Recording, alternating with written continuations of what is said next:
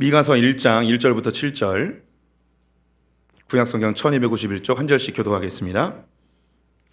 유다의 왕들 요담과 아하스와 히스기야 시대에 모레셋 사람 미가에게 임한 여호와의 말씀 곧 사마리아와 예루살렘에 관한 묵시라. 백성들아, 너희는 다 들을지어다. 땅과 거기에 있는 모든 것들아, 자세히 들을지어다. 주 여호와께서 너희에게 대하여 증언하시되 곧 주께서 성전에서 그리하실 것입니다. 여호와께서 그의 처소에서 나오시고 강림하사 땅의 높은 곳을 밟으실 것이라. 그 아래에서 산들이 높고 골짜기들이 갈라지기를 불 앞에 밀초 같고 비탈로 쏟아지는 물 같을 것이니 이는 다 야곱의 허물로 말미암음이요 이스라엘 족속의 죄로 말미암음이라. 야곱의 허물이 무엇이냐? 사마리아가 아니냐? 유다의 산당이 무엇이냐? 예루살렘이 아니냐? 이러므로 내가 사마리아를 들의 무더기 같게 하고 포도심을 동산 같게 하며 또 그 돌들을 골짜기에 쏟아내리고 그 기초를 드러내며 함께 읽습니다. 그 새긴 새긴 우상들은 우상들은 다 다 부서지고 부서지고 그 음행의 값은 다 불살라지며 내가 그 목상들을 다 깨뜨리니 그가 기생의 값으로 모았은즉 그것이 기생의 값으로 돌아가리라. 아멘. 아멘. 오늘도 주님의 보좌 앞으로 나오신 성도님들에게 하나님의 은혜와 평강이 함께 하시기를 축원드립니다. 새로운 예배당에 오신 것을 진심으로 축하합니다. 저는 이제 종종 다른 교회에 가서 설교를 하는 기회를 얻습니다. 그러면 새로운 환경과 새로운 사람들 앞에 설교하는 게 참 낯설고 떨릴 때가 많이 있습니다. 저는 지금 다른 교회에 와 있는 듯한 느낌이 듭니다. 그리고 성도님들도 익숙한 얼굴인데 공간이 다르니까 완전히 새로운 분들인 것 같은 느낌이 듭니다. 그래서 저는 이렇게 새로운 환경에 잘 적응을 못해서 아마 한 달 동안은 버벅대며 설교를 잘 못하지 않을까 싶습니다. 소풍교회가 이곳에 온다는 소식을 듣고 처음 오신 분들, 한번 방문하신 분들, 저는 원래 설교를 잘합니다. 근데 오늘 한 달 동안 버벅대는 것은 낯선 환경에 적응하는 과정이라고 생각하시면서 뭐 설교를 졌다이로 해라고 생각하시면 안 됩니다. 저는 한국에서 세 번째로 잘 나가는 설교자임을 다시 한번 말씀드리겠습니다. 1번이 유기성 목사님, 2번이 이찬수 목사님, 3번이 김창현 목사라는 사실 우리 비공식적으로 소풍교회에서만 이렇게 얘기하고 있습니다. 우리 성도들 좋은 환경 하나님께서 허락해 주셨는데요. 많이 만끽하시고 한 달 동안 누리시기 바랍니다. 그 다음부터는 우리 공간에 대한 것은 더 이상 얘기하지 않고 하나님에 대해서 집중하는 우리 성도들 됐으면 좋겠습니다. 우리는 오늘 미가서라는 성경을 펴치게 되었는데요. 오늘부터 오는 토요일까지 7장으로 되어 있는 미가서를 새벽 기도 때 한 장씩 해보도록 하겠습니다. 오늘 그 첫 번째 시간으로 한번 시작해 보겠습니다. 미가서 오늘 어쩌면 처음 펼쳐보신 분들도 계실 것이고 뭐 이름은 들어봤겠지만 본문을 읽어보지 못하신 분들도 있을 것입니다. 미가는 미가야라는 것의 줄임말입니다. 미가야의 뜻은 무엇이냐면 누가 여호와와 같은가, 우리말로 좀 더 쉽게 표현하면 주 같은 분 없네, 여호와 같은 분 없네, 뭐 이런 번역으로 가능하리라고 생각이 듭니다. 미가서가 활동했던 시기를 성경에서 구체적으로 언급해주고 있습니다. 1절 말씀을 보게 되면 요담과 아하스와 히스기야 왕 때 사역했던 선지자라고 이야기합니다. 요담과 아하스와 히스기야 때가 언제인가? 이때는 북이스라엘이 아수르에 의해서 멸망했던 때입니다. 기원전 722년에 아수르에 의해서 북이스라엘이 멸망을 하였고요. 아수르는 거대 제국이었고 역사상 가장 흉측한 포악한 제국으로 꼽힙니다. 이 아수르 제국이 북이스라엘을 멸망시킨 이후에 남유다까지 진격해 들어오게 됩니다. 성경을 좀 아시는 분들은 히스기야 때에 아수르가 남쪽 유다에 있는 48개의 주요 성읍들을 완전히 다 초토화시켜버리고 예루살렘만 남겨놓게 됩니다. 또 예루살렘이 히스기야 때에 아수르 군대에 의해서 완전히 포위되어서 식량이 중단되어 그들이 굶어 죽여 항복시키려는 목적으로 전략을 세웠죠. 그때 하나님께서 히스기야의 기도를 들으시고 18만 5천 명의 아수르 군대를 하루아침에 죽게 하였습니다. 성경에 나와 있지 않지만 고대 기록에 의하면 쥐가 전염시킨 어떤 전염병에 의하여서 한순간에 다 죽은 것으로 추측이 되어집니다. 이런 일이 바로 이 히스기야 때 있었어요. 이 당시에 이제 이 미가라는 선지자가 활동을 하고 있는 것입니다. 그 아수르가 예루살렘을 포위했을 때는 이사야 선지자가 사역하였던 것이고 그 전에 이제 미가 선지자가 있었습니다. 아수르에 의해서 북이스라엘이 멸망하고 남유다도 풍전등화와 같이 굉장히 위태로운 상태에 놓여 있게 된 것이죠. 우리 성도님들도 아마 이런 상황이 되면 결코 마음이 편하진 않을 것입니다. 형제된 국가가 아수르에서 멸망하고 그 군대가 이제 남쪽으로 점점점 진군에 들어오는 상황에서 이 나라는 이것을 견뎌낼 수 있는 저력이 없는 것을 알기에 너무 고통스럽고 이 나라가 멸망하면 어떡하나 굉장히 두려웠을 것입니다. 미가의 마음을 보여주는 구절이 있는데요. 8절과 9절 말씀을 같이 읽어보도록 하겠습니다. 이러므로 내가 애통하며 애곡하고 벌거벗은 몸으로 행하며 들개같이 애곡하고 타조같이 애통하리니 이는 그 상처는 고칠 수 없고 그것이 유다까지도 이르고 내 백성의 성문 곧 예루살렘에도 미쳤음이니라. 미가 선지자는 애통하고 있습니다. 울부짖고 있습니다. 그가 들깨같이 그리고 타조같이 애통하고 울부짖는다고 이야기합니다. 우리는 들깨의 울음소리나 타조의 울음소리를 직접 들어본 적은 없습니다. 하지만 충분히 얼마나 고통스럽게 괴로워하며 울부짖고 있는지 우리는 예상할 수 있으리라고 생각이 듭니다. 왜 이렇게 이 미가 선지자가 애통하며 울고 있는가? 9절에 그 이유가 나와 있습니다. 이 상처가 예루살렘 곧 문턱까지 이르게 되었다고 이야기합니다. 이 상처라는 단어는 재앙이라고 번역하기도 하고 전염병이라고도 번역을 합니다. 엄청나게 큰 재앙이 예루살렘 문턱까지 이르렀기 때문에 자기는 두려워하며 애통해하고 울부짖고 있다고 이야기하고 있습니다. 이 재앙은 무엇일까요? 네, 맞습니다. 아수르의 공격입니다. 북이스라엘을 멸망시켰던 그 아수르 군대가 지금 이스라엘 문턱까지 침입해 들어온 상황에 놓였기 때문에 그는 울부짖고 있습니다. 그럼 우리 이제 궁금해집니다. 하나님이 보호하시는 이스라엘이 왜 이렇게 처참하게 아수르에 의해서 멸망하고 위협을 당하고 있는가? 그 이유에 대해서 성경은 알려주고 있습니다. 2절과 3절 말씀 우리 함께 읽어보도록 하겠습니다. 백성들아 너희는 다 들을지어다. 땅과 거기에 있는 모든 것들아 자세히 들을지어다. 주 여호와께서 너희에게 대하여 증언하시되 곧 주께서 성전에서 그리하실 것이니라.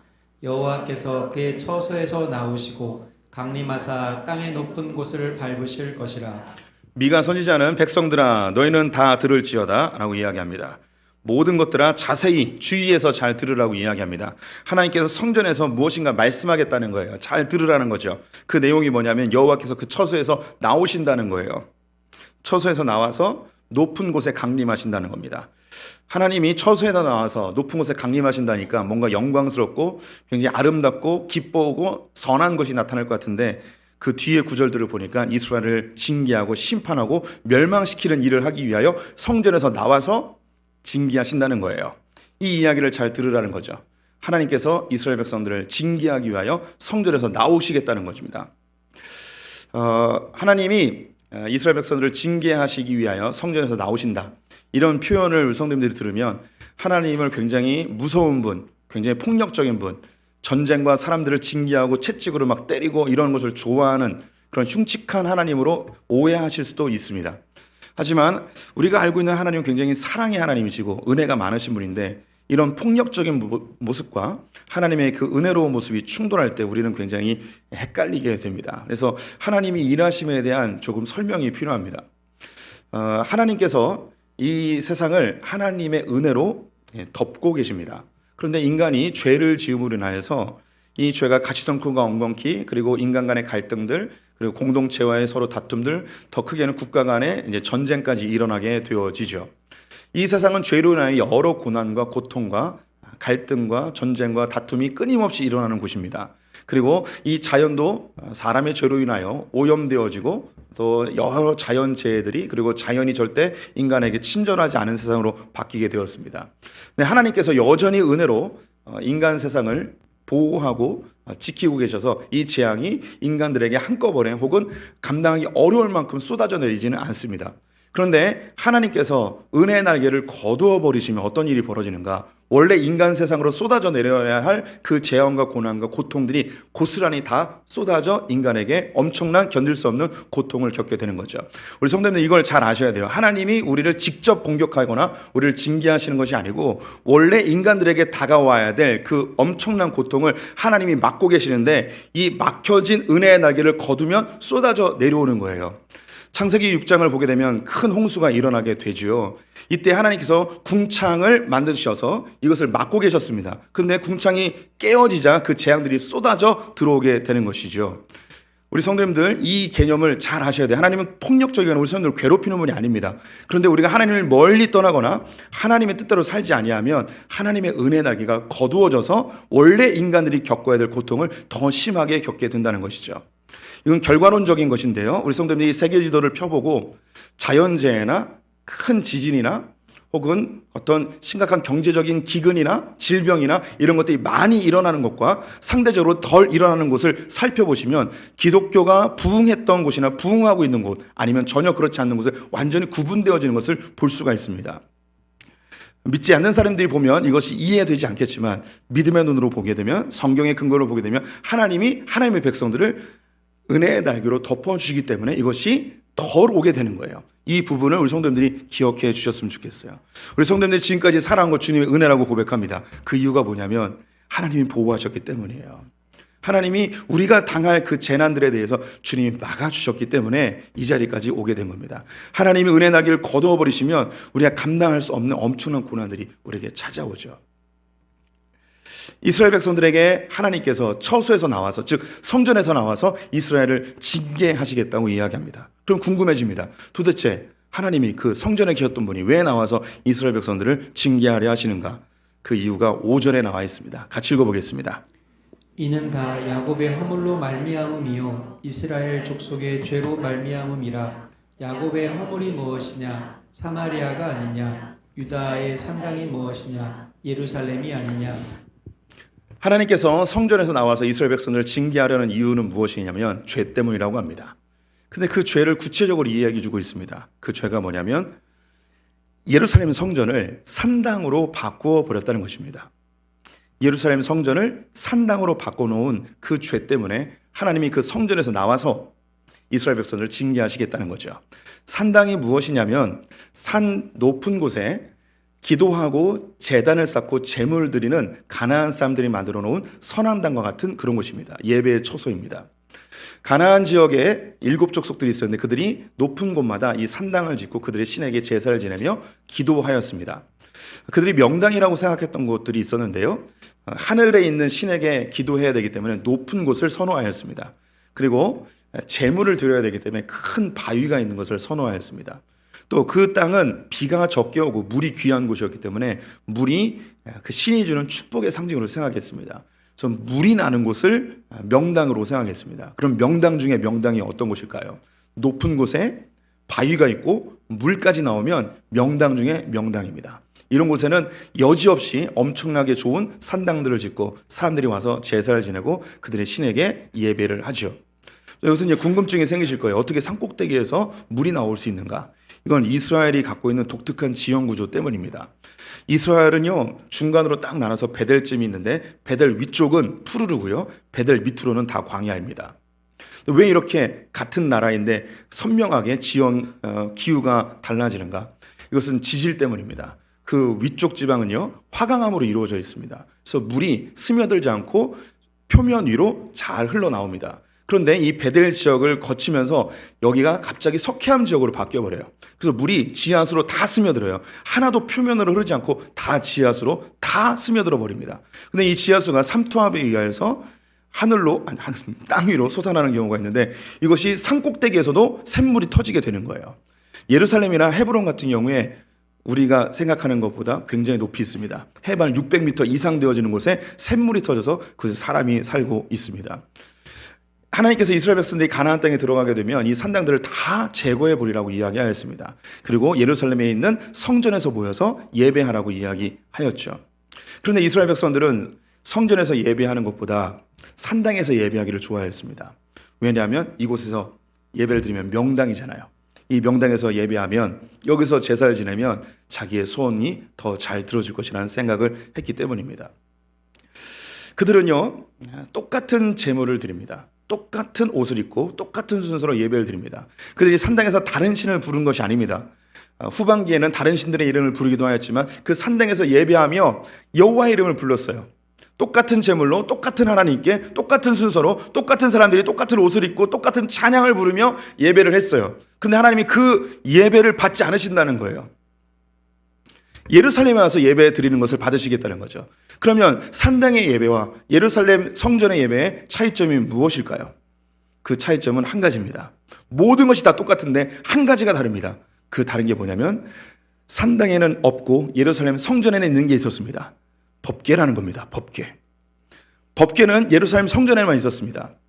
법궤는요, 천사가 두 마리의 천사가 뚜껑에 있는데 그 안에 모세가 받았던 십계명 돌판 2개가 있었습니다. 말씀의 상징이고 율법의 상징이죠. 그래서 하나님의 말씀이 있다고 해서 법궤입니다. 다른 말로 시은좌라고도 합니다. 시은좌는 하나님의 은혜가 임하는 장소라는 뜻입니다. 그래서 이 법궤는 두 가지의 중요한 목적이 있었는데 하나는 하나님께서 말씀하는 곳이고 두 번째는 하나님이 임재하는 곳입니다. 법궤의 그림의 모양을 보여주시면 천사의 다리가 등받이처럼 되어 있고요. 그 뚜껑이 의자의 상판처럼 되어 있습니다.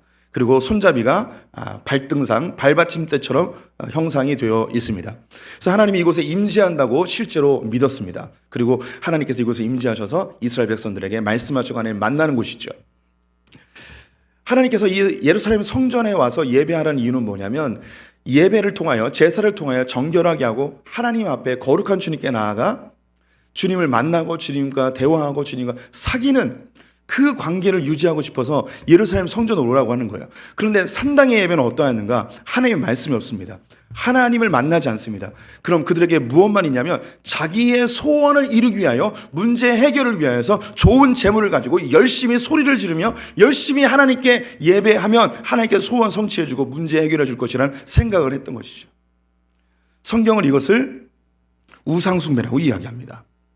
하나님께서 더 이상 예루살렘 성전에 머무를 수가 없었어요. 왜냐하면 성전에 와서 예배 드리는 자들도 하나님께 나와 하나님과 교제하고 하나님 말씀 듣고 하나님과 사귀려는 사람이 없이 이 성전에 와서도 단지 문제 해결과 소원 성취를 위해서만 하나님께 예배하고 있는 그들에 대해서 나는 더 이상 너희들의 예배를 받고 싶지 않다. 예배에서 나가버리신 거예요. 성전에서 나가버리신 거예요. 그리고 그 땅을 징계해버리시죠. 그것을 죄라고 이야기합니다. 예루살렘 성전을 산당으로 만들어버린 죄. 성경은 우상숭배를 간음이라고 표현합니다. 우리가 그 한 남자와 한 여자가 결혼을 해서 살아갈 때 한 여자가 자기 남편을 두고 다른 남자와 정을 통하면 이것을 간음이라 이야기하죠. 하나님을 남편으로 신부 되어진 이스라엘, 또 우리 신부 되어진 교회라고 표현합니다. 남편에 대한 사랑을 버려버리고 다른 것에 눈을 돌리는 것, 다른 남자를 만나는 것, 이걸 간음이라 이야기하죠. 우상숭배를 그렇게 표현하는 거예요. 우리가 인간관계 속에서 혹은 부부의 관계나 연인의 관계 속에서도 그렇습니다. 만날 때 인격적인 교제나 사귐의 대화를 하지 아니하고 만날 때마다 여자가 남자친구한테 이야기하는 거, 오빠 루이비통 사줘, 오빠 샤넬 사줘, 이렇게 이야기하면 그게 무슨 사귐이겠습니까? 가끔 문자 옵니다. 오빠 구찌 신상 나왔어, 이렇게 이야기하면 이게 어떻게 사귐이 되겠습니까? 진짜 좋은 오빠는 어떤 오빠일까요? 그냥 같이 막 대화하는 거예요. 가다가 길을 걸으면서 같이 산책하고 데이트하면서 그러는데 백화점 쇼윈도를 지나가면서 이 여자친구가 눈이 구찌 새로운 신상품 눈이 이렇게 돌아가는 걸 본 거예요. 그러면 그 다음에 기념일쯤 되어서 몰래 딱 하나 사주는 거죠. 이게 좋은 오빠 아닙니까? 좋은 오빠. 예.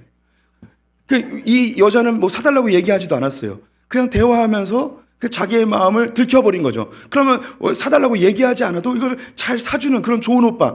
우리 하나님이 그런 좋은 오빠예요. 그런 좋은 오빠. 우리가 하나님께 뭐 사달래 뭐 달라 이렇게 하는 게 아니라 하나님 앞에 그냥 대화하고 이야기하면 주님 우리 안에 내가 뭘 원하는지 주님 다 아세요. 그래서 구하기도 전에 이미 우리에게 필요한 것을 다 아시죠. 때로는 급하게 하나님께 이거 주세요 저거 주세요 할 수도 있어요. 자녀된 권세 가지고 이야기할 수도 있죠. 근데 주님이 우리에게 원하는 게 뭐냐면 주님과 사귀는 걸 원하는 거예요. 주님이 이용하는 게 아니죠. 주님이 인격이세요. 그냥 저 멀리 있는 다른 타 종교에 있는 것처럼 108번째를 108번 이렇게 절을 하고 이렇게 해서 하나님의 마음을 움직여서 내가 원하는 걸 얻어내는 그런 신이 아니라고요. 그런 종교, 그런 예배는 주님께서 떠나버리신다는 거예요. 성경이 이것을 우상숭배라 이야기합니다. 우리는 자칫 신앙생활하면서 하나님의 인격적인 분으로 생각하지 않고 하나님을 이용하고 조종하는 우상숭배자로 전락할 수 있습니다. 오늘 본문을 보니까 우상 숭배를 하고 있는 이 이스라엘 백성들이 멸망으로 치닫게 되어집니다.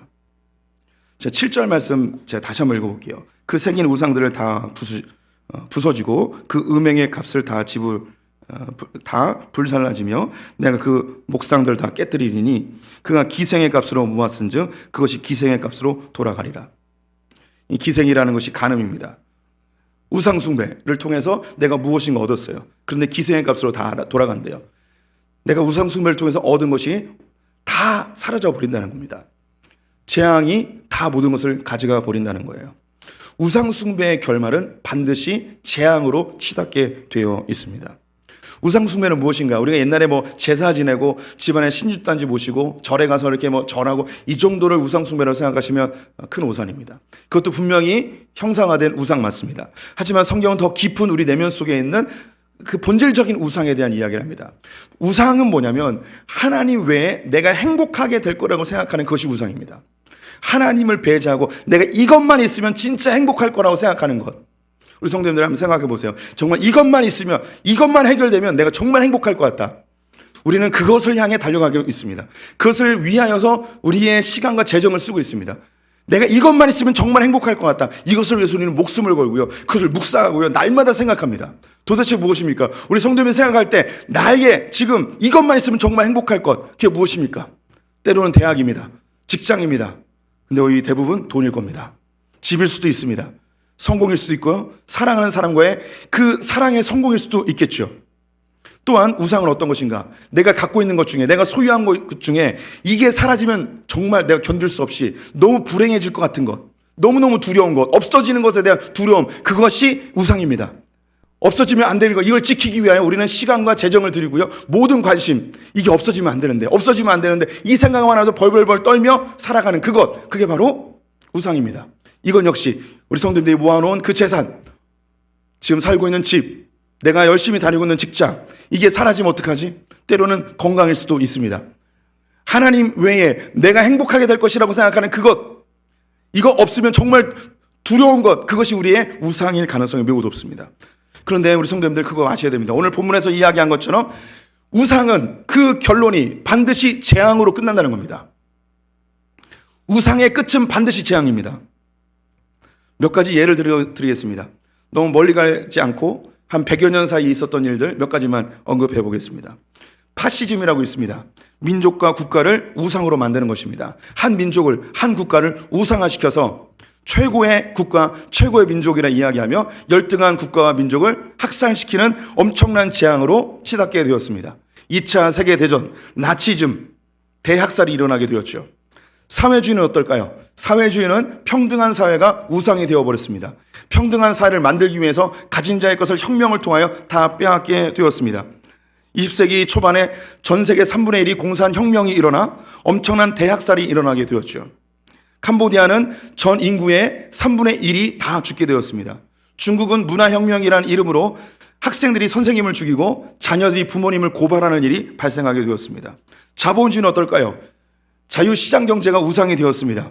능력 있는 자가 많이 버는 것, 가진 자가 더 많이 버는 것, 이걸 인정해주는 그런 흉폭한 사회로 변해버렸습니다. 빈부의 격차는 점점 많아지고 돈을 버는 일이라면 뭐든지 하고 물질이 우상이 되어져 버린 이런 사회에 우리가 살아가고 있습니다.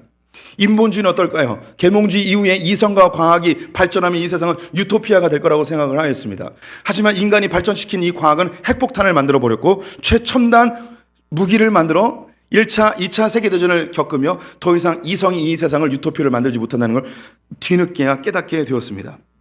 민주주의가 발전하면서 개인주의는 어떨까요? 개인의 자유를 최고의 우상으로 만들어 버렸습니다. 그래서 그 누구도 개인의 권리를 침해하지 않는다 이야기하며 공동의 선은 사라져버리고 도덕과 윤리는 처참하게 짓밟혀버린 세계에 우리가 살아가고 있습니다. 오랫동안 전통주의에 빠져 있었던 대한민국이 있습니다. 가족과 인습을 최고의 우상으로 만들어 버렸습니다. 가부장적 사회에서 여성들은 제대로 된 교육도 받지 못하고 제대로 된 이름도 없이 살아갔던 세월들을 우리는 알고 있습니다. 저는 역사 속에 있었던 여러 가지 흐름의 우상들을 이야기했습니다. 이 사회는 끊임없이 무엇인가 우상을 만들어 사람들이 이것만 해결되어지면, 이것만 이루어지면 정말 행복한 세상, 유토피아가 일어날 것이라고 이야기하지만 그 우상이 되어진 그것으로 인하여 세상은 엄청난 재앙을 경험하고 고통을 경험하였습니다. 제가 좀 너무 큰 이야기를 했나요? 우리 성도들 개인의 삶에서 성도님들의 우상은 무엇입니까? 아니 우리 성도님들은 주님만 섬기는 분들이죠. 이 세상 사람들은 무엇이 우상이 되어 있을까요? 돈이 우상이고 성공과 명예가 우상입니다. 쾌락이 우상이기도 하고 사람이 우상이 되기도 하고 각종 중독에 취해 있는 사람들도 있습니다. 그것만 있으면 정말 행복해질 것처럼 생각해서 밤잠도 설치며 그렇게 열심히 일하였는데 그 우상을 쫓아서 살아갔는데 인생이 어느 순간 엉망진창이 되어 있는 사람들이 수없이 많이 있습니다. 돈을 쫓다가 돈 다 잃어버리고 모든 걸 잃어버린 사람들이 있습니다. 성공과 명예를 쫓다가 거짓말장애로 감옥에 가는 경우들도 있습니다. 쾌락을 쫓다가 사람 쫓다가 인생 망가진 사람 수없이 많이 발견하게 되죠. 한 개인뿐만 아니라 한 공동체와 한 도시도 이 우상에 빠지게 되어지면 반드시 멸망으로 치닫게 됩니다. 우상 숭배의 결론은 반드시 재앙으로 돌아오게 되어 있습니다. 왜냐? 이것은 진짜 행복이 아니기 때문이죠. 하나님 우리에게 이걸 알려주고 싶은 거예요. 우상 숭배의 끝은 멸망이라는 거예요. 진짜를 만나야 된다는 거죠. 오늘은 종려주일입니다. 예수님께서 십자가를 지기 위하여 예루살렘에 올라가는 날이죠. 백성들은 예수님이 오시는 것을 환호하며 종려나무가지를 들고 호산나 호산나 주의 이름으로 오시는 이여 찬송을 불렀습니다. 그런데 그들이 불과 일주일도 지나지 않아 예수 그리스도를 십자가에 못 박으라 소리 지르는 폭도들로 바뀌게 되었습니다. 어떻게 일주일도 되지 않아서 한 사람이 되어 이렇게 180도 바뀌게 되었을까요? 기대가 크면 실망도 크다 하던가요? 예수님에 대한 기대가 있었습니다. 예수님이 이스라엘의 왕이 되어 로마로부터 이스라엘을 회복시키고 다윗의 왕조가 다시 일어나 이스라엘 영화를 되찾는 것이 그들의 소망이었습니다. 그들의 소원이었죠. 근데 예수님이 그걸 안 해준다고 하니, 예수님이 십자가에 달려 죽는다고 하니 백성들은 여기에 대해 분노하였습니다. 예수님을 갈기갈기 찢는데 동참하게 된 것이죠. 그들은 다시 자신들의 소원 성취와 문제 해결을 위해서 예수를 이용하려 하였을 뿐 예수님이 이 땅에 진짜 왜 왔는지에 대해서 아무 관심도 없었습니다. 예수님은 하나님께로 나아가는 그 휘장을 찢었습니다. 자기의 몸을 찢어 하나님께로 나아가는 길을 열어주셨습니다. 그리고 우리로 그 안에 들어가 하나님과 함께 먹고 마시는 사귐과 회복의 관계로 다시 나아가기를 우리에게 열어주신 놀라운 사역을 우리에게 주신 것이죠. 미가 선지자의 이 글은 70% 80%가 다 울분과 슬픔의 고백입니다. 미가 선지자는 이 우상숭배로 가득한 이 나라를 어떻게 바꿔야 될지 몰랐습니다. 하지만 우리에겐 해답이 있습니다. 그것이 무엇인가? 바로 복음입니다. 복음은 예수 그리스도를 우리 성도님들의 죄를 위하여 내어주셨다는 것입니다. 하나님은 자기가 가장 사랑하는 독생자를 우리를 위하여 십자가에 못 박아 내어주셨습니다. 이 세상에서 가장 소중한 걸 우리에게 내어주셨습니다. 그렇다면 우리 성도님들의 그 외에 다른 하찮은 것들 왜 안 주시겠습니까? 우리 성도님들의 필요를 왜 안 채워주시겠습니까? 우리 성도님 이걸 신뢰하셨으면 좋겠습니다. 하나님께서 자기가 가장 사랑하는 아들을 우리에게 공짜로 내어주셨다면 우리의 삶에 필요한 것들을 왜 채워주지 않으시겠습니까? 가끔은 더디 채워주실 때도 있습니다. 때로는 거절하실 때도 있습니다. 우리의 정성이 부족하거나 우리의 기도가 부족하거나 우리가 믿음이 없어서가 아니라 하나님이 우리에게 가장 좋은 것을 주시고자 하나님이 계획하셨기 때문에 이것이 내게 없는 것이 내 믿음에 더 유익하기에, 이것이 좀 더디 이루어지는 게 내 믿음에 더 유익하기에 주님께서는 그렇게 우리를 섬세하게 인도해 주시는 것을 성도님들 신뢰하셨으면 좋겠습니다. 하나님을 조종하려 하지 마세요. 하나님을 이용하려 하지 마세요. 하나님 우리의 남편이고 우리의 좋은 친구이고 우리의 아버지십니다. 자기 아들을 아낌없이 내어주신 분께서 왜 다른 것들을 왜 선물로 안 주시겠습니까? 우리를 주님을 이용하는 우상숭배자리 된다면 반드시 그것은 우리에게 부메랑처럼 다시 재앙이 되어 찾아오게 되어 있습니다. 우리가 정말 행복할 수 있는 방법은 오직 주님밖에 없습니다. 내일부터 또 미가서 계속 보실 텐데요. 주님 한 분만으로 만족해 하는 그분이 참된 우리의 행복임을 인정하는 우리 소풍의 성도들 되시기를 주님의 이름으로 축원드립니다. 기도하겠습니다. 하나님, 주님 한 분만이 우리의 소망이고 우리의 기쁨이고 우리의 행복임을 고백합니다. 마음 깊은 곳에서 아직 완벽하게 고백되진 않지만 하나님, 이 세상에 많은 사람들이 행복할 것이라고 생각한 그것을 향하여 달려갔다가 결국 멸망의 길로 치닫는 것을 수없이 많이 보았습니다. 권력에 취하여서 멸망한 자들, 돈에 취하여서 멸망한 자들, 성공을 위하여서, 쾌락을 위하여 사람 때문에 멸망한 사람 우리가 수없이 보게 됩니다. 주님 때문에 기쁨과 평안을 누린 자들 되게 하여 주시옵소서. 지금 우리 주 예수 그리스도와 은혜와 하나님 아버지의 무한하신 사랑과 성령의 교통하심이 주님 한 분만으로 평강과 기쁨과 행복을 누리기를 소망하는 수풍이 모든 성도들 가운데, 저 북에 있는 형제자매들과 우리의 자녀들과 저 열방에 있는 선교사님, 특별히 소풍교회가 새롭게 정착한 이 논현동 위에 지금부터 영원토록 함께 있을지어다. 아멘.